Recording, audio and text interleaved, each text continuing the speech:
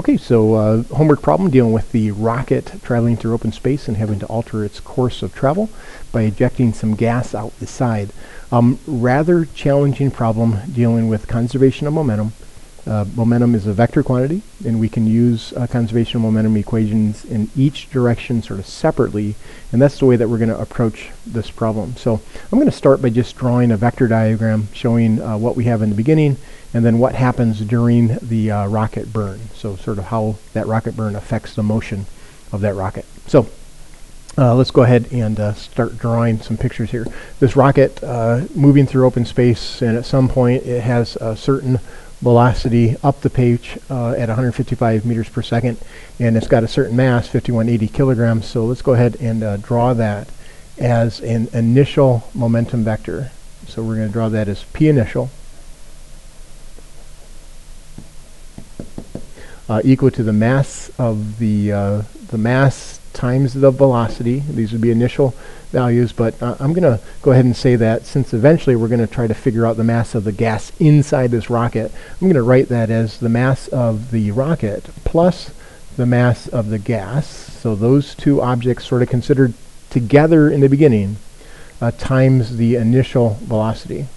And if I plug in all those numbers here, let's just go ahead and do that. 5180 kilograms times 155 meters per second has a combined momentum of about 802,900 kilogram meters per second. Now, that number, for all intents and purposes, is a constant.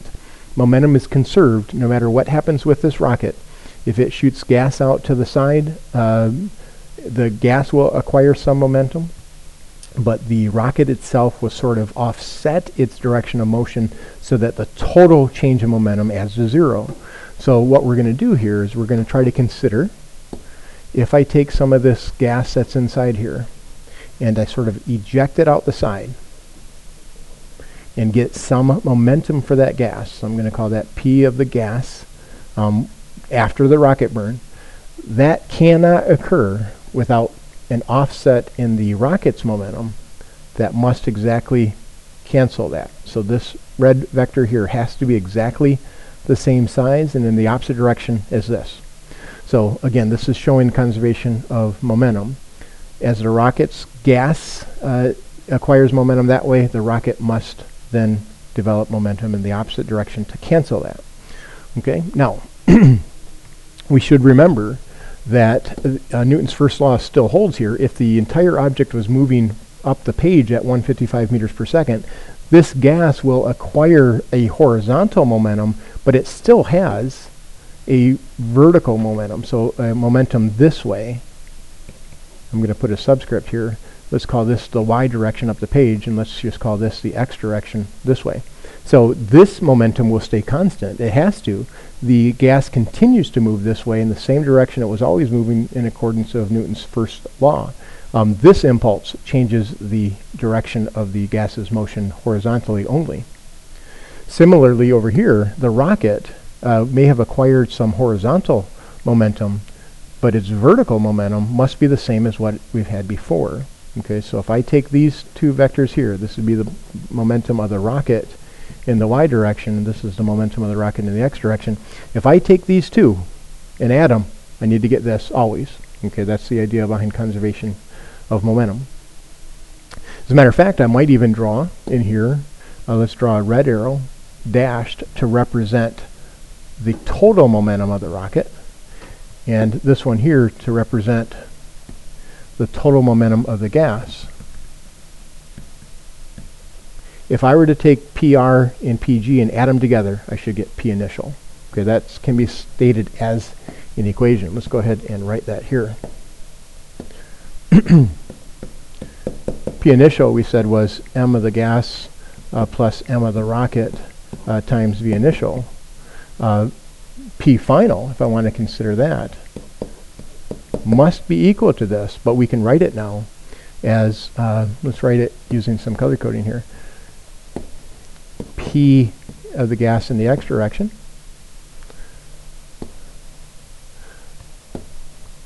plus P of the gas in the y direction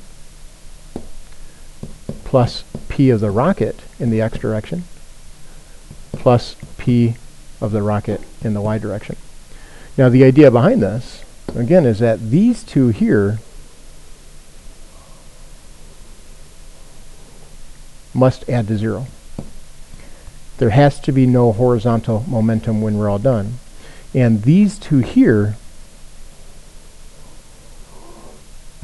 must add to that 802,900 when we're all done. Okay, so there's some things that we can look at from beginning to end. Momentum is a vector quantity. It has to be conserved in both directions. If that was a little bit confusing here, let's go ahead and try to draw a vector diagram that sort of shows that as well. Here, let's retake this whole thing. Let's redraw this whole thing as one vector diagram. That's P initial. And if I consider after the rocket burn, I have PR,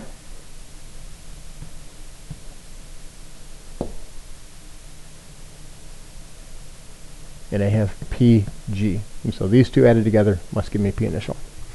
Okay, so that's about as much as I can do with the diagrams. Now I need to start writing some equations here. So first thing I'm going to notice is I see that this red vector sort of has a component that's towards the right and a component that's up the page. And this green vector similarly has a component that's up the page and it's to the left. Something that I know for sure, the fact that these two things have to add to 0, Pg of the x, or P of the gas in the x direction, P of the rocket in the x direction, that tells me that these two quantities must be the same magnitude. Okay, so I can write that as an equation. I can do that over here using the fact that the sum of the momentum in the x direction must be conserved. It must always add to 0 because I started with no x momentum. I have to end with no x momentum. So I can write that as PR in the x must be equal to PG in the x, at least in terms of the magnitude. And I could write that then as the mass of the rocket times the velocity of the rocket in the x direction.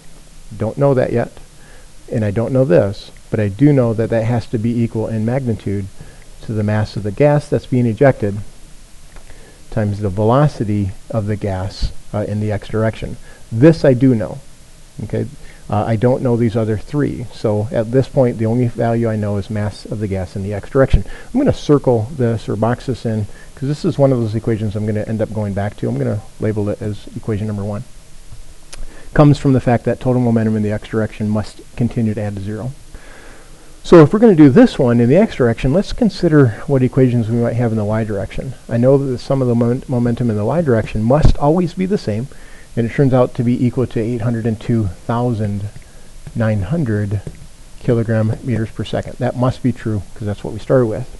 Now I can go ahead and write that as PR in the y direction plus PG in the y direction must equal 802,900 kilogram meters per second.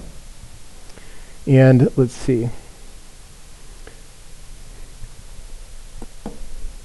Since I know the vertical velocity, so the velocity that the rocket has up the page stays constant, I can go ahead and start to write this now as the mass of the rocket times the velocity of the rocket in the y direction plus the mass of the gas times the velocity of the gas in the y direction is equal to 802,900. And since I know these values, both of these are 155. That's the velocity they had in the beginning, so it has to be retained. I can go ahead and write this as 155 times the mass of the rocket plus 155 times the mass of the gas is equal to 802,900. I have equation number 2 now. Let's see, I compare these two equations to see if there's a way that I might be able to solve them simultaneously. Here I have 3 unknowns, mass of the gas, mass of the rocket, and VRX. Down here I have mass of the gas and mass of the rocket, but I still need one more equation to sort of get to that VRX. So I can't solve these without having one more equation. Now where that equation is going to come from is the fact that I asked to deflect this thing by 25 degrees. So I know that this angle needs to be a 25-degree deflection. Let's see if we can't write some equations to see if we can't figure out some things like maybe this quantity here. Okay, let's see where that leads. So I'm going to now try to use the fact that theta is equal to 25 degrees. I'm going to see where that goes. Let's see, the tangent of 25, let's try that one here. The tangent of 25 degrees, if I consider this vector right here, and this gets a little bit ugly with this drawing here, but let's see. Let's try to use red. Okay, so this portion right here, if I consider that to be the momentum of the rocket in the x direction, and that this here is the momentum of the rocket in the y direction, I can start to write that the tangent of theta, tangent of 25, is a ratio of opposite to adjacent. So opposite is PRX, adjacent is PRY. And if I'm looking for PRX, let's go ahead and write that here. PRX would be equal to PRY times the tangent of 25. The momentum of the rocket in the x direction would be the mass of the rocket multiplied by the velocity of the rocket in the x direction. That'd be equal to the mass of the rocket times the velocity of the rocket in the y direction multiplied by the tangent of 25. I'm seeing some things now that I might not have seen before just by sort of following my nose on these problems here. I see that VRX must be equal to VRY multiplied by the tangent of 25. This is 155, and multiply that by the tangent of 25 gives me that this velocity is about 72.3 meters per second, and that would be the velocity of the rocket in the x direction. Now that's important. That's going to come into play. Let's see, if I look at these other equations here, I think I'm to a point where I can start to plug in some things here. I see that this can be combined with this equation,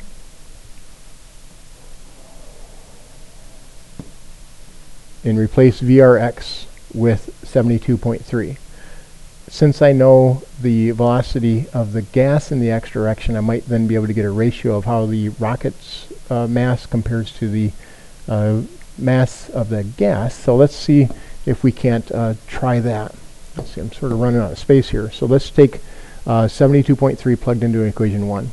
So mass of the rocket times 72.3 must be equal to the mass of the gas times, now the velocity of the gas in the x direction was given to us. That's the 1750. Okay, and these would be both be in meters per second. So I know then that the mass of the rocket must be equal to the mass of the gas times whatever 1750 divided by 72.3 is. And that's about 24.2 times as much. So that tells me something about the how the rocket's mass compares to the gas's mass. That has to be 24.2 times as massive as that gas. Now that's going to go in back into this equation here. So let's go ahead and take that and plug that in here. And I can see now if I replace mass of that rocket with this thing here, the only thing that's left over is the mass of the gas, and I can go ahead and do that. Let's go ahead and